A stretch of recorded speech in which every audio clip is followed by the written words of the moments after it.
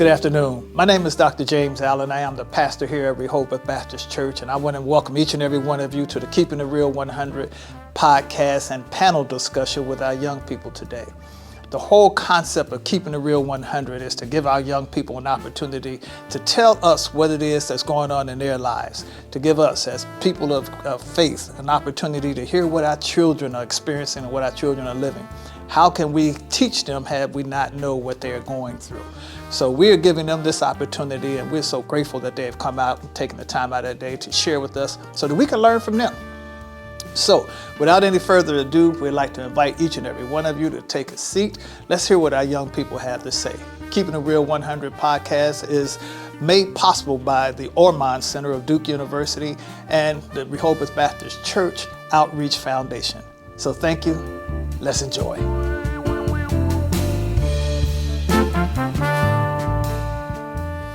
As an older adult, what can I do to help you all reach your goals? For any adult, just be more understanding. Just because we are kids doesn't mean we don't also have big things in our lives. So it's just try to be more understanding. More conversations geared towards real life. If I was your age, what I could do, or just overall life lessons, guidance, and stuff like that. Just have more guidance with us. You know, there's still some things in the world that we still have to experience once we get older. But don't try to push what happened in your childhood onto us.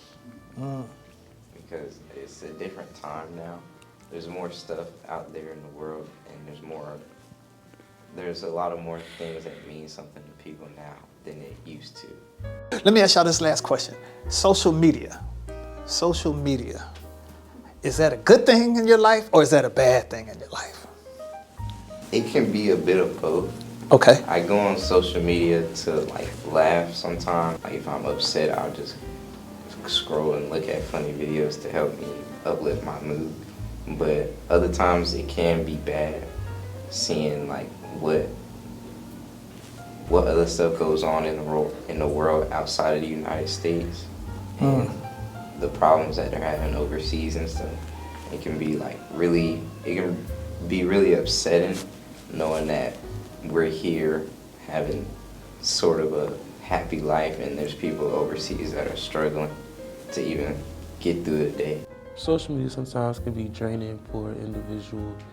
You know, like you said, just seeing different things going on around the world, and you know, it can really sadden you. Sometimes, me personally, when I see that, I just be like, that really could be me, you know.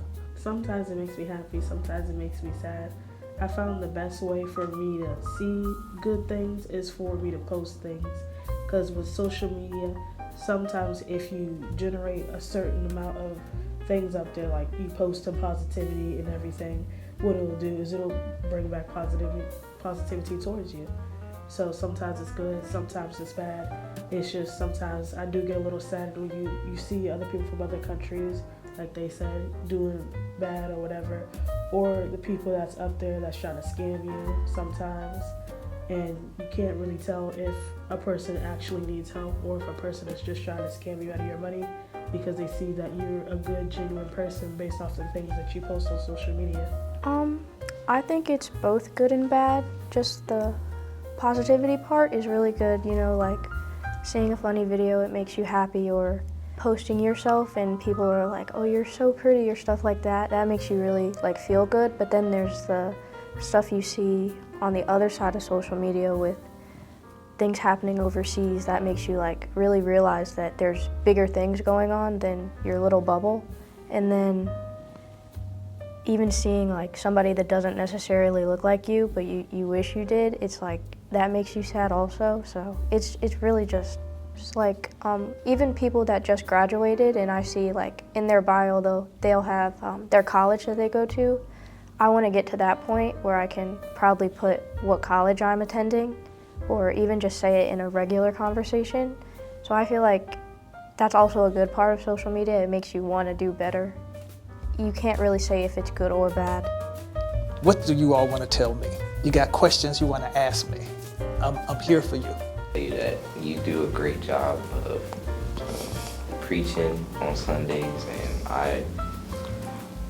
It's not that I not used to like coming to church. It was just, it used to be just like, oh, we just gotta go do this.